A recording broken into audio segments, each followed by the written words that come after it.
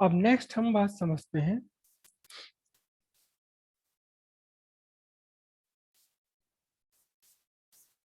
Dielectric breakdown. Dielectric breakdown, ठीक है।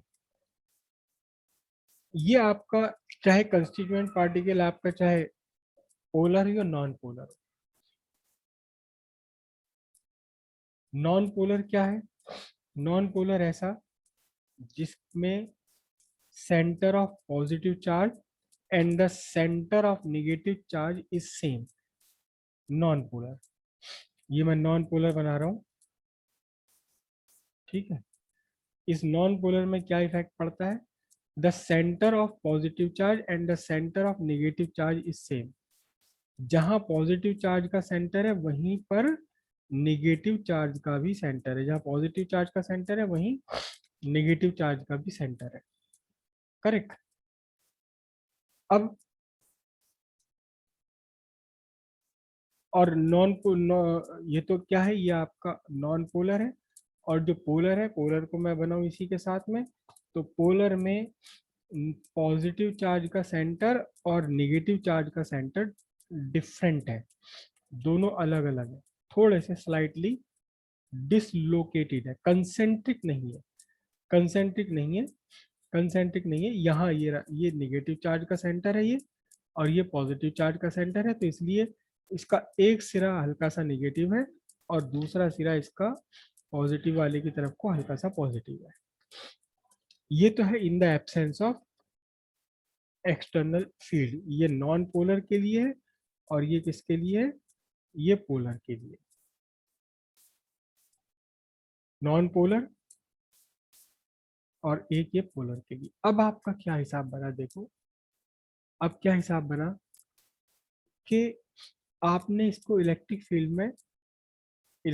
में एक्सपोज कर दिया। इलेक्ट्रिक फील्ड में जब आपने इसे रख दिया, एक्सटर्नल इलेक्ट्रिक फील्ड, आपने ये एक्सटर्नल इलेक्ट्रिक फील्ड लगाया, तो चाहे पोलर है या नॉन पोलर है, इलेक्ट्रिक फील्ड में आकर के तो दोनों एक जैसे बन गए। इलेक्ट्रिक फील्ड में आकर क्या हुआ?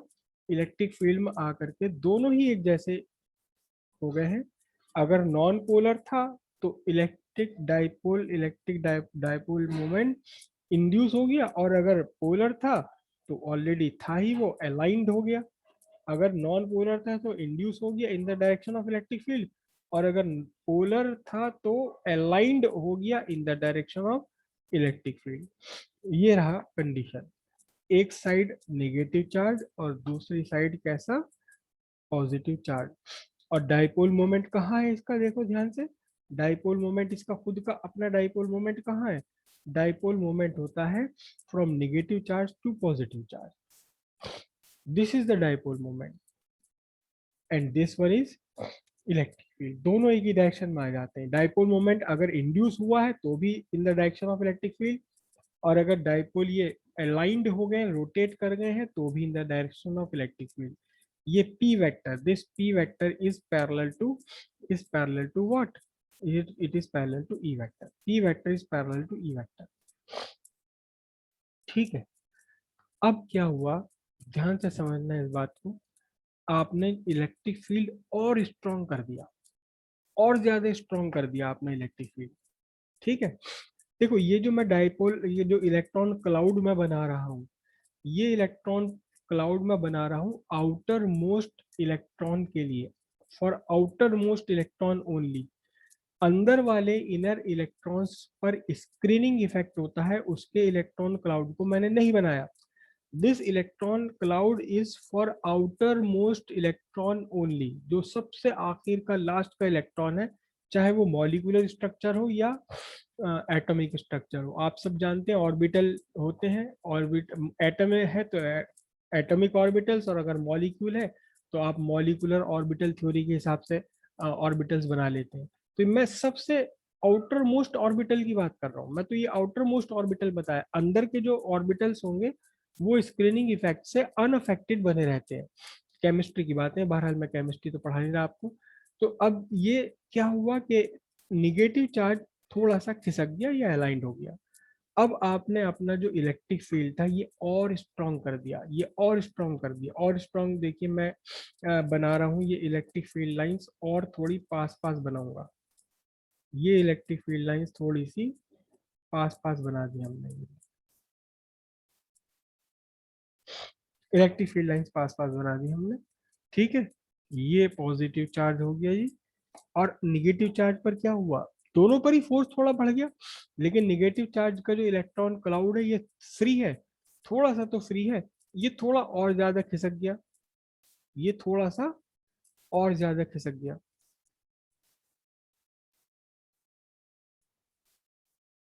देख रहे हो? अब जो नेगेटिव चार्ज है वो अलग चला गया, और पॉजिटिव चार्ज बिल्कुल इस नेगेटिव इलेक्ट्रॉन क्लाउड के किनारे पर आ गया, बस बिल्कुल किनारे पर ही है ये इस टाइम। यहाँ क्या था, फिर भी थोड़ा सा पॉजिटिव चार्ज इलेक्ट्रॉन क्लाउड के अंदर था, और स्ट्रॉन्ग इलेक्ट्रिक फील्ड कर दिया आपने तो बिल्कुल नेगेटिव चार्ज क्योंकि फ्री है, तो it experience a force in the direction opposite to the electric field, थोड़ा सा और खिसक गया, ठीक। अगर फर्दर आप इलेक्ट्रिक फील्ड स्ट्रॉन्ग कर दें तो क्या पॉसिबिलिटी है, कोई भी एक बताए मुझे। अगर और ज्यादा स्ट्रॉन्ग इलेक्ट्रिक फील्ड कर दें, इलेक्ट्रिक फील्ड और ज्यादा स्ट्रॉन्ग कर दिया, मैं अब और स्ट्रॉन्ग इलेक्ट्रिक फील्ड बनाने वाला हूँ, इतना स्ट्रॉन्ग इलेक्ट्रिक फील्ड कर दिया आपने ये, सर मतलब इलेक्ट्रॉन बाहर निकल जाएंगे। इलेक्ट्रॉन बाहर सर निकल, इलेक्ट्रॉन बाहर निकल जाएगा। ये मतलब इस इलेक्ट्रॉन क्लाउड के ऊपर इतना इतना तगड़ा फोर्स लगेगी कि अब ये अपने न्यूक्लियस के साथ बाउंड नहीं रह पाएगा। ये अब मैंने इलेक्ट्रिक फील्ड बना दिया, बहुत ही स्ट्रॉन्ग इलेक्ट्रिक फील्ड बना दिया। तो अब क्या हुआ देखना ध्यान से, कि पॉजिटिव चार्ज तो अब भी वहीं रहा, और जो आउटर मोस्ट का इलेक्ट्रॉन था वो आउटर मोस्ट का इलेक्ट्रॉन छोड़ के चला गया इसे बाहर, एकदम से बाहर निकल गया। अब ये इलेक्ट्रॉन क्लाउड नहीं कहेंगे हम इसे। इलेक्ट्रॉन क्लाउड तो केवल तब तक है जब तक ये न्यूक्लियस पे रिवॉल्व कर रहा है, न्यूक्लियस को अपने एटम को छोड़ते ही इलेक्ट्रॉन, अब केवल इलेक्ट्रॉन है, ये इलेक्ट्रॉन क्लाउड नहीं है। इसके चारों तरफ इलेक्ट्रॉन क्लाउड अभी भी होगा, अभी भी मुझे बनाना चाहिए इसके कौन से वाले इलेक्ट्रॉन के क्लाउड है अभी भी, जो इनर इलेक्ट्रॉन्स है। ये तो केवल आउटर मोस्ट इलेक्ट्रॉन को मैंने यहाँ से बनाया है, तो आउटर मोस्ट इलेक्ट्रॉन पर ज्यादा फोर्स था, वो निकल के बाहर चला गया, छिटक के बाहर चला गया, भाई को छिटक के बाहर चला गया, ठीक है, छिटक के बाहर चला गया इसमें से। लेकिन बाकी इलेक्ट्रॉन्स तो अभी भी इसके पास है, तो उनका इलेक्ट्रॉन क्लाउड रहेगा। हालांकि ये वाले इलेक्ट्रॉन क्लाउड्स पर भी इफेक्ट पड़ता है, इतना नहीं, क्योंकि ये एक तो बात ये है कि जो अंदर के इलेक्ट्रॉन्स है वो न्यूक्लियस के ज्यादा पास है, उन पर न्यूक्लियस का अट्रैक्शन ज्यादा है, इसलिए भी छोड़ना मुश्किल है और बंधे होते हैं। और दूसरे बाहर वाले इलेक्ट्रॉन्स से स्क्रीनिंग इफेक्ट बना रहता है, अंदर वाले इलेक्ट्रॉन्स का स्क्रीनिंग इफेक्ट आपने केमिस्ट्री में पढ़ा होगा। एनीवे इलेक्ट्रॉन छोड़कर बाहर सर निकल गया। सर हाँ, जब छोड़ के निकल गया अब तो स्क्रीनिंग इफेक्ट होने का ही नहीं है। छोड़कर निकल गया तो स्क्रीनिंग इफेक्ट कैसे हो जाएगा सर अब? हाँ, नहीं होने का कोई पर बात नहीं, मगर ये अकेले पॉजिटिव इलेक्ट्रॉन थोड़ी ना है। चार्ज का अट्रैक्शन तो बना रहेगा अभी भी। ऐसा है ना, देखो ये अकेले इलेक्ट्रॉन थोड़ी ना, अगर आप हाइड्रोजन की बात करो तो ठीक है, एक इलेक्ट्रॉन चला गया, न्यूक्लियस यानी प्रोटॉन अलग बच जाएगा साहब। लेकिन हाइड्रोजन से अलग, अगर हीलियम भी आपने ले लिया, हीलियम में से एक इलेक्ट्रॉन चला गया, एक तो बचा हुआ है। आपने लिथियम ले लिया, लिथियम का एक इलेक्ट्रॉन बाहर वाला चला गया आउटर मोस्ट का, बाकी दो इलेक्ट्रॉन तो बचे हुए हैं उसके ऊपर, उन पर भी अब फोर्स लगने लगेगी, और ज्यादा स्ट्रॉन्ग इलेक्ट्रिक फील्ड कर दोगे तो इनमें से भी कोई एक आध निकल के भाग जाएगा। मतलब स्क्रीनिंग इफेक्ट अभी भी बना रहता है अंदर वाले इलेक्ट्रॉन्स के लिए। मैं अगर मान लो ये बात करूं क्लोरीन के लिए, तो क्लोरीन का एक इलेक्ट्रॉन बाहर निकल गया, अंदर एक शेल, एक और ऑर्बिटल है, फिर उसके अंदर भी ऑर्बिटल है, तो बाहर वाले ऑर्बिटल का अंदर वाले ऑर्बिटल्स पर स्क्रीनिंग इफेक्ट बना रहता है। एनीवे मतलब सबसे पहले निकल के कौन बाहर जाएगा, आउटर मोस्ट का इलेक्ट्रॉन। अभी आउटर मोस्ट के इलेक्ट्रॉन को निकल कर बाहर चला गया। अब स्पेसिमेन में देखना क्या हुआ, अगर हम इस पूरी की बात को करें स्पेसिमेन के लिए, स्पेसिमेन में क्या क्या क्या चेंजेस आया स्पेसिमेन में, ये आपका स्पेसिमेन था, ठीक है। अब स्पेसिमेन में क्या हुए, ये तो हो गए पॉजिटिव। मैं ये नहीं कह रहा कि सारे इलेक्ट्रॉन, सारे के सारे कंस्टिट्यूएंट पार्टिकल के इलेक्ट्रॉन छोड़कर चले जाएंगे, कुछ के चले जाएंगे, कुछ के अभी भी बंधे रहेंगे।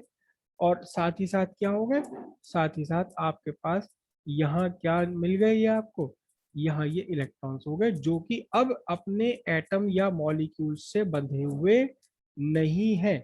अब ये इलेक्ट्रॉन्स बंधे हुए नहीं है, तो अब ये जब बंधे हुए नहीं है तो क्या है, अब ये फ्री है। किसके लिए फ्री है? Free to move. तो अब ये जो नॉन कंडक्टर था, जो आपका नॉन कंडक्टर था, जो आपका नॉन कंडक्टर था, अब इसमें ढेर सारे फ्री इलेक्ट्रॉन्स आ गए, तो अब ये क्या बन जाने वाला है? अब ये आपका गुड कंडक्टर बन जाने वाला है। तो जो नॉन कंडक्टर, जो डाइलेक्ट्रिक इलेक्ट्रिसिटी कंडक्ट नहीं कर रहा था, क्यों नहीं कर रहा था इलेक्ट्रिसिटी कंडक्ट? क्योंकि फ्री इलेक्ट्रॉन्स नहीं थे। भाई मेटल में और नॉन कंडक्टर में क्या डिफरेंस है? एक ही तो डिफरेंस है इलेक्ट्रिसिटी के हिसाब से, कि मेटल में ढेर सारे फ्री इलेक्ट्रॉन्स है, free electrons can carry electricity, ये इलेक्ट्रिक चार्ज ट्रांसफर कर सकते हैं, लेकिन नॉन कंडक्टर में ये फ्री इलेक्ट्रॉन्स नहीं होते, इलेक्ट्रॉन है लेकिन फ्री नहीं है। तो अब इलेक्ट्रॉन्स फ्री मिल गए, बहुत सारे फ्री इलेक्ट्रॉन्स मिल गए, तो जो नॉन कंडक्टर था वो अब तक वो क्या बन गया? वो गुड कंडक्टर बन गया, वो गुड कंडक्टर बन गया। अब इसकी डाइलेक्ट्रिक प्रॉपर्टीज खत्म, अब ये डाइलेक्ट्रिक नहीं रहा, अब क्या बन गया? अब तो कंडक्टर बन गया।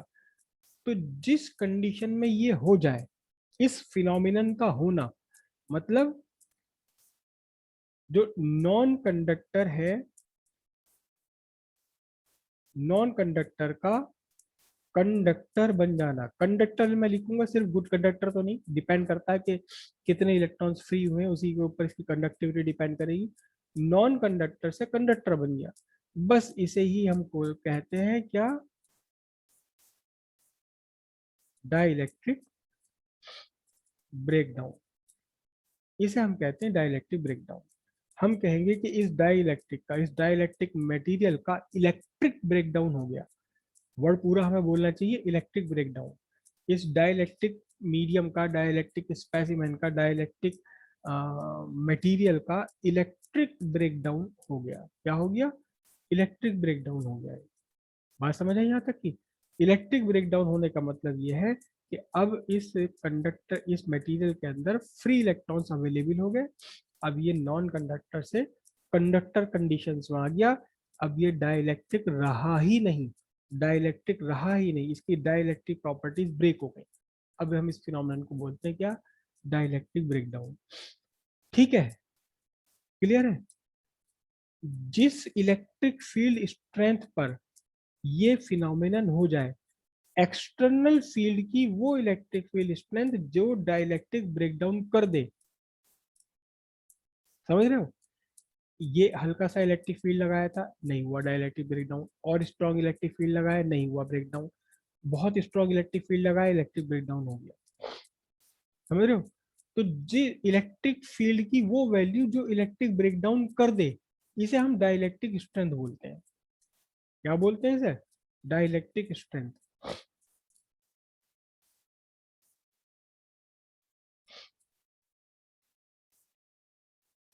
Electric field strength that execute electric breakdown, जो इलेक्ट्रिक ब्रेकडाउन कर दे, इसे हम क्या करते हैं? इसे हम क्या कहते हैं? इसे हम कहते हैं dielectric strength. Dielectric strength, dielectric strength दो फैक्टर्स पर डिपेंड करती है, दो फैक्टर्स पर डिपेंड करती है। पहला तो nature of material, nature of material पर डिपेंड करती है, और दूसरा डिपेंड करती है किस पर? टेम्परेचर पर। टेम्परेचर पर डिपेंड करती है और नेचर ऑफ मटेरियल पर डिपेंड करती है। Larger the temperature, smaller is the dielectric strength. Larger the temperature, smaller is the dielectric strength. और नेचर ऑफ मटेरियल पर तो करेगी। कुछ मटेरियल्स ऐसे हैं जिनका डाइलेक्ट्रिक स्ट्रेंथ कम होती है, बहुत जल्दी ब्रेक डाउन हो जाते हैं।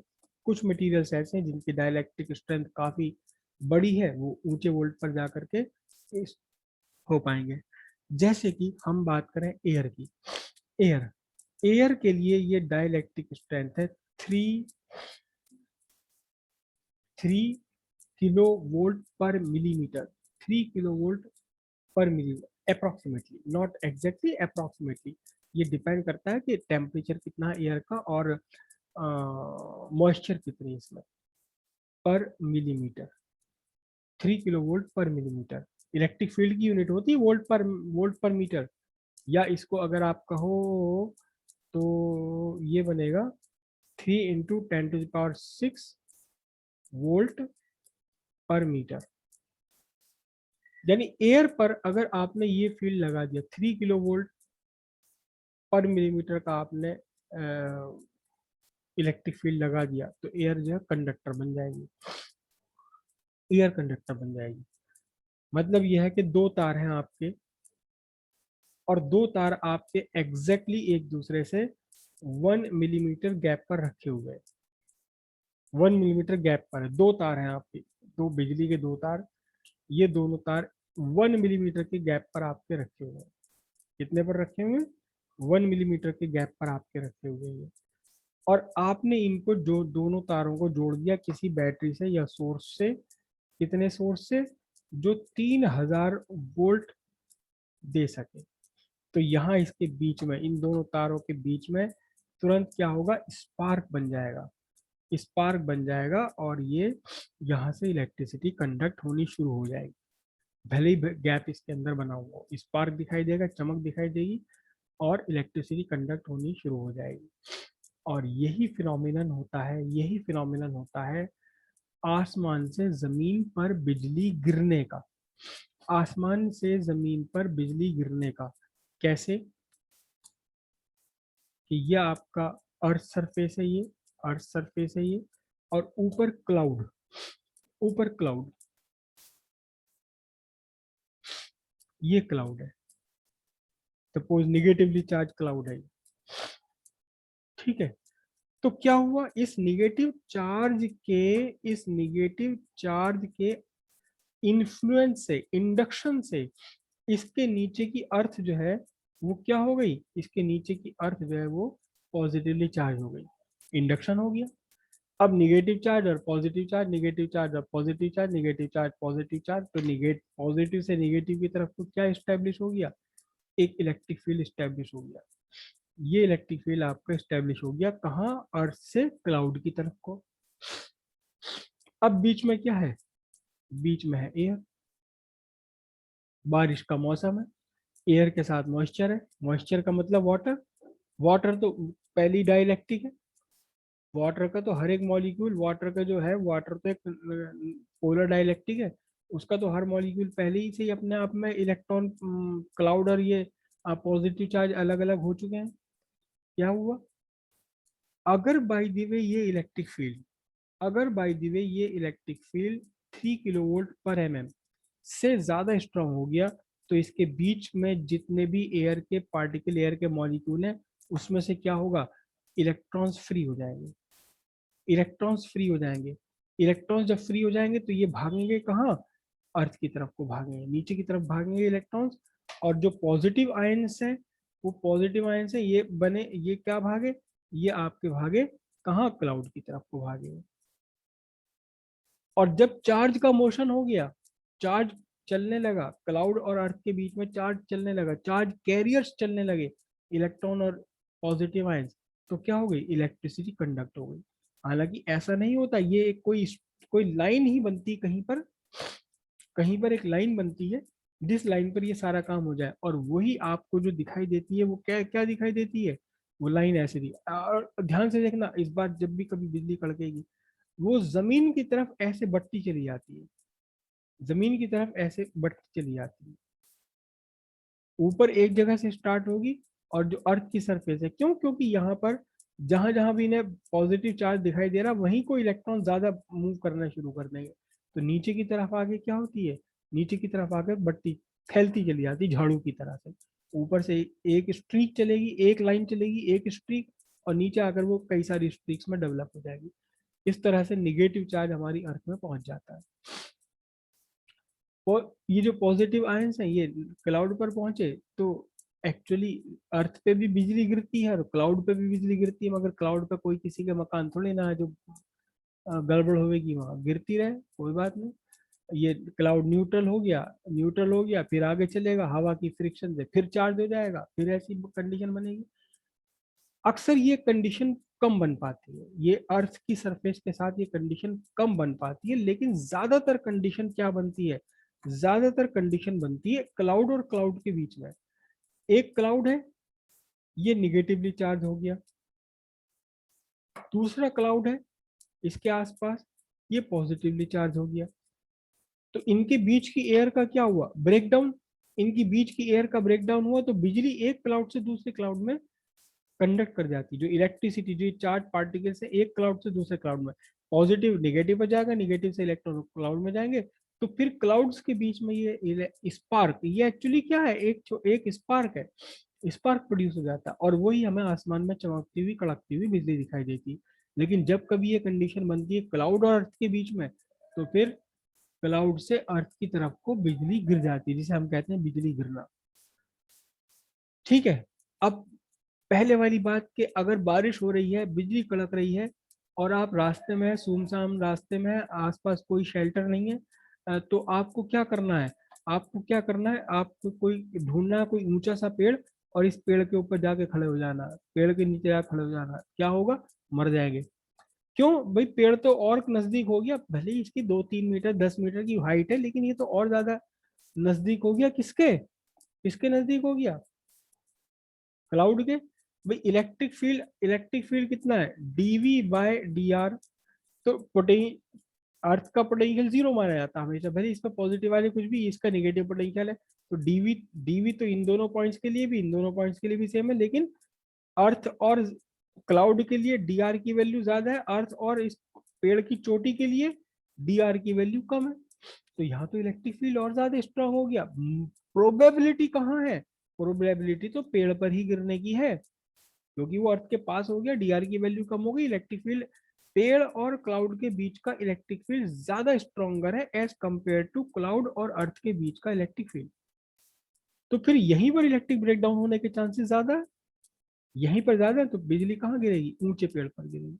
इसलिए पेड़ पर खड़ा होना, पेड़ के नीचे खड़ा होना बिल्कुल अनसेफ है। कहाँ रहेंगे आप अपनी कार के अंदर, अपने बस के अंदर ही बैठे रहो। अगर बाई दी वे बिजली गिरी भी तो कोई बात नहीं, वो तो कार हमारे लिए शील्ड का काम कर जाती है। वो इलेक्ट्रिक इफेक्ट अंदर कितना भी हाई वोल्टेज क्यों ना हो, कितना भी हाई वोल्टेज क्यों ना हो, कुछ फर्क नहीं पड़ेगा। बस कंडीशन ये है कि कहीं से फ्यूल लीक ना हो रहा हो। अगर बाई दी वे कहीं से फ्यूल लीक हो रहा है तो वो स्पार्क की गर्मी से उसमें आग लग सकती है, वो गड़बड़ की बात है। लेकिन अगर फ्यूल नहीं लीक हो रहा है, मतलब आपको कार कार में बैठना एक तरफ, लेकिन कार का स्विच भी बंद कर देना, कार का इंजन भी ऑफ कर देना, ताकि फ्यूल का वेपोराइजेशन और इसका मोशन खत्म हो जाए बिल्कुल। राइट, क्लियर हुई बात ये। अब 3 kV/mm ये एयर का डाइलेक्ट्रिक ब्रेकडाउन है, और ये ड्राई एयर के लिए, मॉइस्ट एयर के लिए इससे भी कम हो जाता है, मॉइस्ट एयर के लिए इससे भी कम हो जाता है। एक बात हमने पीछे डिस्कस करी थी कि जब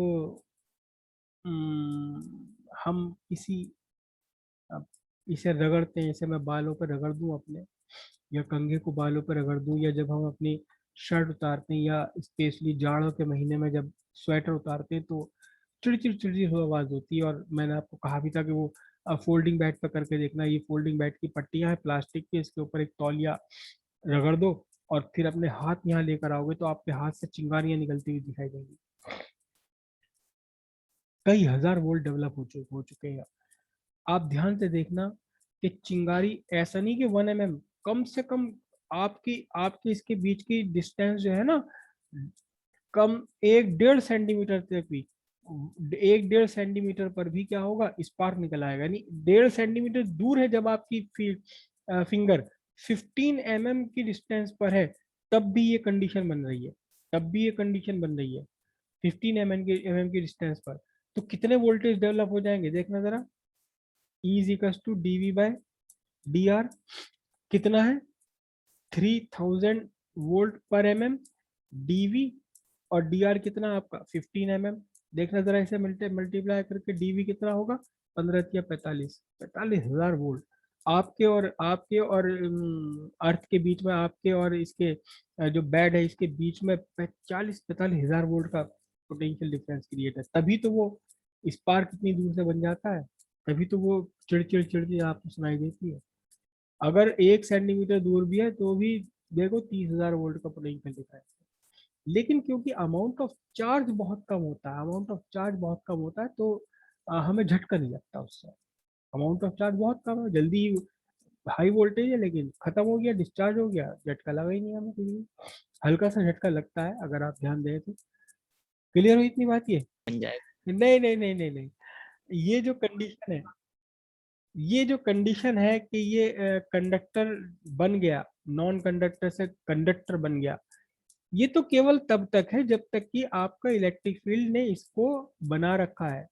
जल्दी ही ये कंडीशन टूट जाती है। जैसे कि यहाँ जब बिजली आसमान से नीचे गिरी है, तो जब ये बिजली, ये स्ट्रीक ऑफ लाइटनिंग चली ऊपर से, तब ये सारा का सारा कंडक्टर बन गया। लेकिन जैसे ही वो इलेक्ट्रिसिटी का ट्रांसफर हुआ, वो इलेक्ट्रिसिटी का ट्रांसफर हुआ, बादल भी न्यूट्रल हो गया, नीचे का चार्ज भी खत्म हो गया, इसके बीच में इलेक्ट्रिक फील्ड खत्म हो गया, इलेक्ट्रिक फील्ड खत्म होती फिर से ये वापस नॉन कंडक्टर बन जाएगा।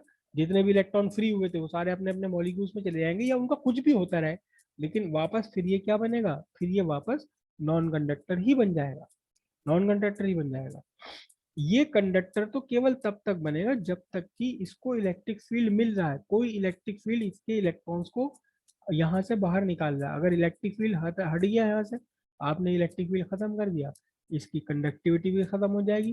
केवल टेम्परेरी बनता है, फ्यू सेकंड के लिए, बल्कि माइक्रो सेकंड्स के लिए कंडीशन बन पाती है। हाँ, कुछ कंडीशंस ऐसी जहाँ ये कंटिन्यूस भी बना रहता है, कंटिन्यूस बना रहता है, लगातार बना रहता है। डिपेंड करता है ना कि आपने जो पोटेंशियल डिफरेंस है वो मेंटेन कर रखा है, इलेक्ट्रिक फील्ड मेंटेन कर रखा है या नहीं कर रखा। इसका आपकी लाइफ में बेस्ट एग्जांपल है इलेक्ट्रिक वेल्डिंग। इलेक्ट्रिक वेल्डिंग भी यही है एक्चुअली, यही है इलेक्ट्रिक वेल्डिंग भी। इलेक्ट्रिक वेल्डिंग क्या है कि ये मटेरियल है आपका लोहे का टुकड़ा, दूसरा लोहे का टुकड़ा। आप कभी ध्यान से देखना, इलेक्ट्रिक वेल्डर को उसके पास दो तार होते हैं, एक तार तो उसका बंधा होता है अपने जॉ के अंदर जिसमें वो रॉड लगी हुई इलेक्ट्रिक रॉड, दूसरा तार वो जो है वो ला करके दूसरी बॉडी मान देता है। दो तार होते हैं हमेशा, ये निगेटिव और इसके साथ लगा हुआ होता है पॉजिटिव। अब जैसे वो यहाँ लगाता है, जैसे वो यहाँ इस रॉड को लगाता है इस नेगेटिव और पॉजिटिव के बीच में, या तो यहाँ लगा देगा या कहीं ना कहीं लगाएगा, उस नेगेटिव पॉजिटिव के बीच में हल्का सा गैप होते ही चलो और थोड़ी सी मैं कुछ और बात बताऊं। ये जो स्पार्क क्रिएट होता है, इस स्पार्क को क्रिएट होने के लिए जरूरी नहीं कि आप 40-50 हजार वोल्ट ही क्रिएट करें आप, ये 2-3-4-5 वोल्ट पर भी स्पार्क क्रिएट हो सकता है। आपके जितने भी स्विचेस हैं, आपके जितने भी स्विचेस हैं जो घर में फैन लाइट वाइट चल रही है, सब में स्पार्क क्रिएट होता है, सब में स्पार्क क्रिएट होता है। और इस स्पार्क का एक्सपीरियंस बहुत आराम के साथ आप कर सकते हैं, इस स्पार्क का एक्सपीरियंस आप कर सकते हैं बहुत आराम के साथ में। कहाँ कर सकते हैं स्पार्क का एक्सपीरियंस? कि आप एक एफएम चला लो अपने मोबाइल में, नहीं मोबाइल में तो शील्डिंग होती है, मोबाइल में नहीं, जो नॉर्मल एफएम प्लेयर होता है उस एफएम प्लेयर में एफएम चला लो आप, और रूम में कोई भी एक स्विच आप बार बार ऑन ऑफ करो, तो जब भी ऑन ऑफ करेंगे आपको अपनी इस एफएम में क्लिक क्लिक क्लिक क्लिक की आवाज सुनाई देगी। या कभी आप एफएम सुन रहे हैं और बाहर बिजली कड़क रही है, तो बिजली की कड़क के साथ इसमें कुछ डिस्टरबेंस क्रिएट होता है। जब भी आप अपना स्विच ऑन ऑफ करते हैं एक स्पार्क क्रिएट होता है, स्पार्क क्रिएट होता है। देख लो ध्यान से कैसे स्पार्क क्रिएट, 3 किलो वोल्ट पर मिलीमीटर है, यानी 1 मिलीमीटर का अगर गैप है तो स्पार्क क्रिएट करने के लिए, डाइलेक्ट्रिक ब्रेकडाउन के लिए कितना चाहिए? 3 किलो वोल्ट चाहिए। लेकिन अगर ये गैप दो तारों के बीच का ये गैप, दो तारों के बीच का ये गैप, अगर ये दो तारों के बीच का गैप, दो तारों के बीच का गैप अगर ये आपका सपोज 10⁻⁻6 मीटर है, यानी कि 10⁻⁻3 मिलीमीटर है, तो कितने वोल्ट पर ये कंडीशन, ये इलेक्ट्रिक फील्ड बन जाएगा? देखना जरा ध्यान से, 3000 is equals to dV by dr। ठीक है, तो dV is equals to 3000 dr, समझ रहे हो? 3000 और dr कितना आपका 10⁻⁻3, 3 वोल्ट, सिर्फ 3 वोल्ट, सिर्फ 3 वोल्ट भी 3000 वोल्ट पर मीटर का, 3000 वोल्ट पर मिलीमीटर का इलेक्ट्रिक फील्ड क्रिएट कर सकते हैं। सिंपल सी बात है, देखो ध्यान से समझना। अगर ये गैप आपका 1 मिलीमीटर है, 1 मिलीमीटर है, तो 300 kilo volt, 3000 volt, 3 kilo volt, 3000 volt का जो पोटेंशियल डिफरेंस है वो इसके बीच में स्पार्क क्रिएट कर देगा। लेकिन अगर ये आपका गैप 10⁻³ मिलीमीटर का है, 1 माइक्रोमीटर का है, ये अगर आपके बीच का जो गैप है ये 10⁻³ मिलीमीटर का है, तो केवल 3 वोल्ट का पोटेंशियल डिफरेंस भी इसके बीच में स्पार्क क्रिएट कर देगा। क्यों? क्योंकि उसमें फिर 3 वोल्ट dV और dr कितना है 10⁻³ मिलीमीटर, तो कितना हो गया देखना, 3000 वोल्ट पर एम हो गया। नहीं, डाइलेक्ट्रिक ब्रेकडाउन हो जाएगा इसका। तो कितना भी छोटा वोल्टेज क्यों ना, स्पार्क जरूर होता है। क्यों होता है स्पार्क? जब आप एक स्विच ऑन करते हैं, स्विच के अंदर 2 पॉइंट होते हैं। एक पॉइंट ये रहा, इससे आपका वायर जा रहा है, और दूसरा पॉइंट होता है मूवेबल। दूसरा पॉइंट ये है जो मूव कर रहा है। अब जैसी जब आपका स्विच किस कंडीशन में, ऑफ कंडीशन में, तो ये दोनों पॉइंट अलग अलग है, दूर दूर है। ये पॉजिटिव पे जा रहा है, निगेटिव पे जा रहा है, कहीं भी जा रहा है। आपने इसे ऑन किया, तो ऑन करने के प्रोसेस में क्या होगा, ऑन करने के प्रोसेस में यहाँ आया। जब आप इसे ऑन कर रहे हैं तो एकदम से थोड़ी आगे लगे, थोड़ा आगे आया। फिर क्या हुआ, फिर इनके बीच का गैप और कम हुआ। फिर इनके बीच का गैप, अभी इसकी तरफ को ये आ रहा है, इनके बीच का गैप और कम हुआ। फिर इनके बीच का गैप, दोनों पॉइंट्स के बीच का गैप और कम हुआ। एक टाइम ऐसा आता है कि गैप इतना कम हो गया, इतना कम गैप हो गया, इस डी आर की वैल्यू इतनी कम हो गई कि जो भी पोटेंशियल डिफरेंस आपने इसके ऊपर लगा रखा वो एकदम यहाँ इलेक्ट्रिक ब्रेकडाउन कर देगा for a moment, for a fraction of second, और एकदम स्पार्क क्रिएट होगा। आप किसी भी स्विच को आप देखिएगा, जो बैट स्विच होते हैं, लटके हुए स्विच होते हैं कई जगह आपके घर में, कौन से स्विच होते हैं, बैट स्विच, लटके हुए स्विच। अक्सर बाहर की लाइट में कहीं पे स्विच एक लटका देते हैं। आप बिल्कुल अंधेरे में उस स्विच को ऑन ऑफ कीजिए, उससे उसके साथ बल्ब की बजाय कोई फैन या कोई चीज लगा करके देखिए कि जो बैट स्विच है, बैट स्विच को आप ऑन ऑफ कीजिए, इसके अंदर आपको बार बार स्पार्क प्रोड्यूस होता हुआ होगा, चाहे कितने भी कम वोल्टेज क्यों ना आ रहे हो। जब distance between the 2 points decrease हो गई, तो एक ना एक जगह इतनी ऐसी कंडीशन तो बन ही जाएगी जब आपका इलेक्ट्रिक ब्रेकडाउन हो जाएगा और स्पार्क क्रिएट हो जाएगा। क्लियर हुई बात? ये आगे कल टॉपिक बाकी जो बचा है उसे हम कल करेंगे। ओके।